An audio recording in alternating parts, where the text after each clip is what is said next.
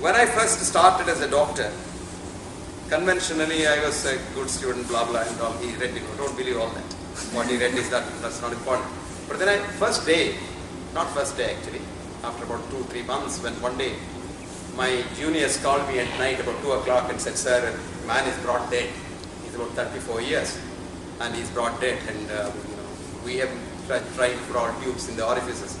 We do that, if you come to the hospital, every orifice where nature intends things to come out, you put things in. That's where we try to kill people. Anyway, they had done that because a young wife who was married about 1 year earlier was literally rolling on the floor and refusing to get convinced. So I went there and I thought I know everything, this blah blah blah, degree, this and that. But she asked me one question. As I entered the room, it was about 2 o'clock in the morning, I didn't have my shoe, I had my chappals, and she held my ankle like that, tight, and said, why did my husband die, doctor? Did you get the question? Why did my husband die, doctor? Then I realized, you bloody fool, you don't have an answer. How did my husband die, doctor? I would have given her a big harangue of what I wrote in the examination. Blah, blah, blah, his cholesterol, this, that, the artery blocked, the heart stopped, etc., etc. But she said, why did my husband die, doctor? I have no answer. Anyway, I gave her some wrong answer to convince her. She went home, took the body, they burnt the body. But I said, you bloody fool, all that you learned so far is of no consequence. You have to find out the real answer to questions. I was reminded of what Goethe is one of the greatest thinkers in Germany. And Goethe said, I now know philosophy, physiology, jurisprudence, theology, even, alas, jurisprudence, from end to end with labor steel. But here I stand, O fool, with all my lore, no wiser than before. On my journey to find out why her husband died, or why does one get disease? How does one get disease? We have all kinds of rubbish, all which is not correct. But why does one get disease? I don't know. Then I realized positive sciences will never be able to answer the question why. Positive science at best will answer the questions how or how much. Ratio re is not there for reason why, and you will never know why. As a cardiologist, I can tell you how does the heart contract. But if you ask me why does the heart contract, I wouldn't know. I know as a doctor how does the muscle contract, but I wouldn't know why does the muscle contract. Then you go into things like the esoteric things. That's called teleology. In teleology, you get into philosophy. What is philosophy? Phil, Sophia. Phil is love, Sophia is wisdom. You go after wisdom, not knowledge. In science, in school, you go after knowledge. What's the difference between knowledge and wisdom? Did you know anybody? What's the difference between knowledge and wisdom? No. I want. Yeah, you are very, very bright. Om. Knowledge is knowing information, while wisdom is applying that information. That is between science and technology. Knowledge dwells in heads replete with thoughts of other men. I have read this, I have read that, I have heard that, I have taught this. But wisdom dwells in heads attentive to the arrow. Knowledge is so proud because it knows so much. Wisdom is so humble because it knows no more. So knowledge and wisdom, far from being one, have nothing in common at all. So I want you to be wise rather than knowledgeable. I want you to be thinking rather than knowledgeable. And that's where yoga helps. Yoga, a lot of people say, oh, you're joining the Atman with the Paramatman, etc., etc. Would you believe that our friend Patanjali was an agnostic? He didn't believe in God. As a matter of fact, Vedas didn't have God at all. Vedas didn't have temple at all. But they had a common thing. What is real yoga? Chitta, Vritti, Nirodha yoga. You know Chitta? What is Chitta? Mind. What is mind? Never mind. And what is matter? No matter. In Ayurveda, the human mind, which I have been telling you is human body, human mind is universal mind, and you and I are the same. There is no difference between you and me. You are a part of me, I am a part of you, because leptococs in you join me, in you they come to me, and from me you go to you, and so we are one. Supposing if I hurt you, I am hurting a limb of my own. When once we become so selfish that saying that this is my heart, this is my wife, this is my husband, this is my home, this is my money, this is my pen, then you're lost. Everything is we. You know the difference between I and we? When once you forget the word I and become we, you become a yogi. That's all the difference.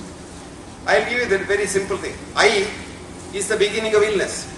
We is the beginning of wellness. That's all the difference. So if you want to be well, leave your I.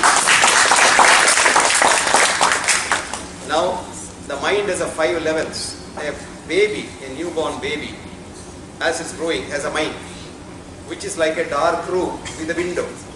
And you sit in the dark room and look out of the window. Anything comes out of the window, you smile. Have you seen a child, young child? It smiles 500 to 1,000 times a day. How many times did you smile yesterday? You will be surprised. If you took that child, when the child breathes in, the heart goes fast. When the child breathes out, the heart goes slow.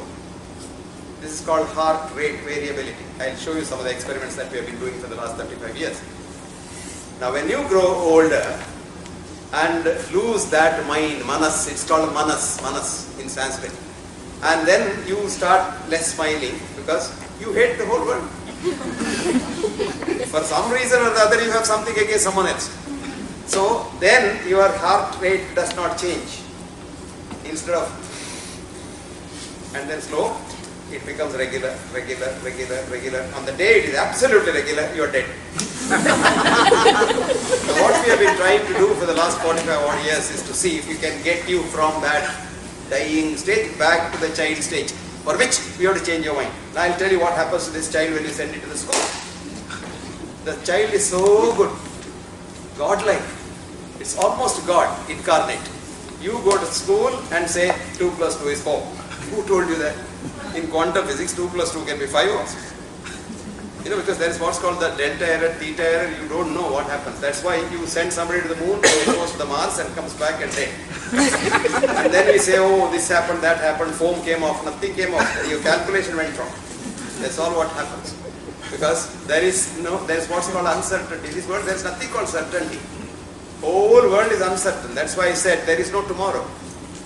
I jokingly tell my patients, if you forget 2 days in 365 days, you will be happy the remaining 363 days. What are those 2 days? Tomorrow and yesterday.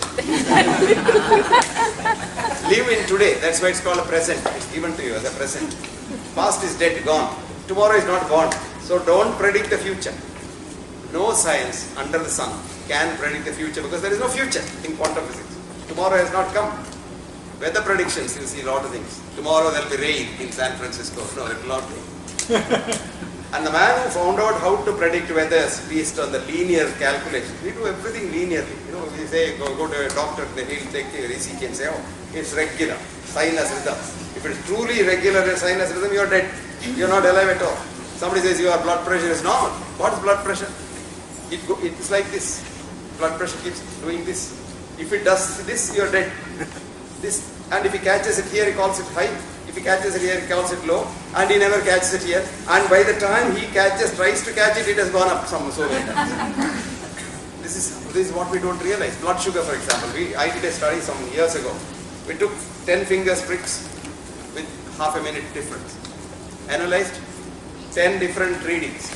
You are very healthy. 10 fingers taken, almost identical reading. You are either a diabetic, a bad diabetic, or you are going to be a diabetic. Similarly, if your blood pressure every time is the same, you go to the doctor and check up. You know, that's what's called the check up. The biggest curse on mankind. Check up. Never see a doctor when you are well. How do you know you are well? Samadhatuhu, samagnischa, samadosha, malakriya, prasanna atma indriya manaha, svastha ikhavidya. You shit well, you eat well, you piss well, you drink well, you sleep well, and if you don't hate nobody, you are healthy. And what is health? Not absence of disease. Each one of us sitting here has not one disease, many diseases as we define disease. Because we define disease to make money. This is called disease mongering. We add more and more and more and more. I tell you one joke. When I was a student in medical school, we were taught 160 systolic and 110 diastolic is okay. But beyond that, you should be careful and we try to do this and that. After I became a physician and cardiologist, it came to 140 by 90. Then I wrote to the authorities, how did you bring it down suddenly? They said, oh, we have evidence. What evidence? I asked. What is evidence? We call it evidence-based medicine. I wrote an article 45 years ago, evidence-burdened medicine. We only make matters worse. We have no evidence.